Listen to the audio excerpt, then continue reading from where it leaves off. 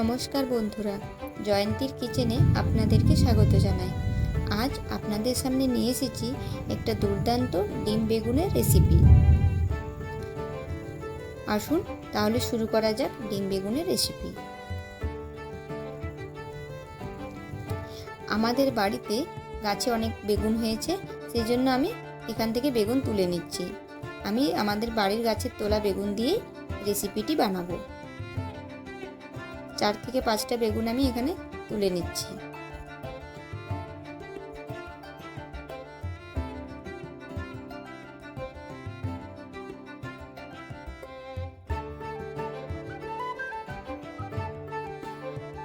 এবার আমি ভালো করে জল দিয়ে বেগুনগুলো ধুয়ে নেব।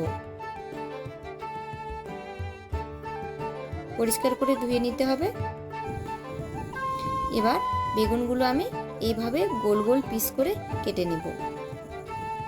আপনারা পছন্দ মতো সাইজ দিতে পারেন।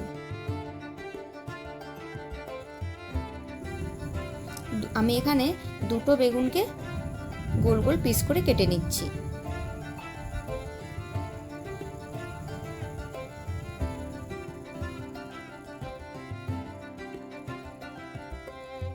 যারা বেগুন খেতে একদমই পছন্দ করেন না, তারা একবার এইভাবে বানিয়ে দেখুন, আশা করছি ভালো লাগবে। প্রত্যেকটা বেগুনের আমার কাটা হয়ে গেছে গোল গোল করে পিস করে। এবার একটা পাত্রের মধ্যে তুলে নিচ্ছি। এবার এই বেগুনের উপরে আমি হাফ চামচ ধনে গুঁড়ো দিয়ে দিলাম, হাফ চামচ জিরে গুঁড়ো দিয়ে দিলাম, অল্প পরিমাণে হলুদ গুঁড়ো দিলাম, পরিমাণ মতো লবণ দিলাম। এবার উপকরণগুলো ভালো করে বেগুনের মধ্যে বুলিয়ে নিচ্ছি। প্রত্যেকটা পিসেই ভালো করে এপিট ওপিট করে মাখিয়ে নেব। প্রত্যেকটা বেগুনকে আমার মাখানো হয়ে গেছে। এবার একটা বেটার তৈরি করে নিতে হবে। সেই জন্য একটি পাত্রে আমি 3 চামচ বেসন নিয়ে নিলাম। এবার ওই বেসনের মধ্যে আমি এখানে গোলমরিচ অল্প পরিমাণে ব্যবহার করেছি। আপনারা চাইলে গোলমরিচের বদলে কাঁচা লঙ্কার কুচিও ব্যবহার করতে পারেন।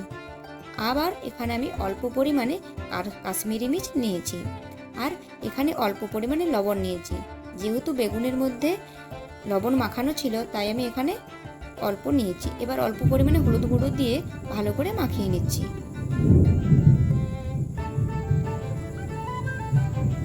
এবার আমি এখানে দুটো ডিম ফাটিয়ে নিলাম। ডিম দিয়ে ভালো করে বেসনের মধ্যে আমি মাখিয়ে নিচ্ছি। পুরো ডিমটাকে বেসনের মধ্যে মাখিয়ে নিতে হবে। তারপর পরিমাণ মতো অল্প করে জল দিয়ে মাখাতে হবে। আমি এখানে দুটো ডিম ব্যবহার করেছি, আপনারা চাইলে একটা ডিমও ব্যবহার করতে পারেন, অথবা 3টে ডিমও ব্যবহার করতে পারেন। পরিমাণ মতো বা স্বাদ মতো আপনারা এখানে ডিমটা ব্যবহার করবেন। আমার বেটারটা তৈরি হয়ে গেছে, দেখুন।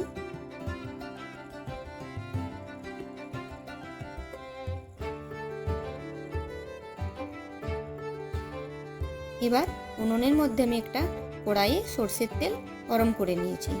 এবার প্রত্যেকটা বেগুনের পিসকে বেসনের মধ্যে ভালো করে ডুবিয়ে তেলের মধ্যে ছেড়ে দিচ্ছি। এবার এপিট ওপিট করে দুপিঠে লাল লাল করে ভেজে নেব। প্রত্যেকটা বেগুনকে আমি এইভাবে ভেজে নেব। গরম ভাতের সাথে আপনারা এইভাবে যদি বেগুনের এই রেসিপিটি পরিবেশন করেন, তাহলে আশা করি ভালো লাগবে। এছাড়া চায়ের সাথেও আপনারা বিকেলে বা সকালে চায়ের সাথেও এটা পরিবেশন করতে পারেন।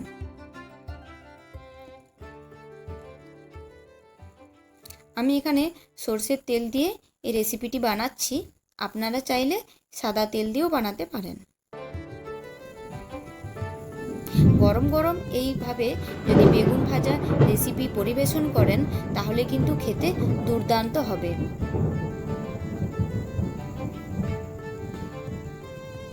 এইভাবে আমি প্রত্যেকটা বেগুনের পিসকে ভালোভাবে ভেজে নিচ্ছি, উল্টে পাল্টে।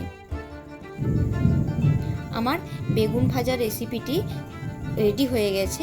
যদি ভালো লেগে থাকে তাহলে লাইক, কমেন্ট এবং শেয়ার করুন, এবং যারা সাবস্ক্রাইব এখনও করেননি তারা প্লিজ সাবস্ক্রাইব করে পাশে থাকবেন।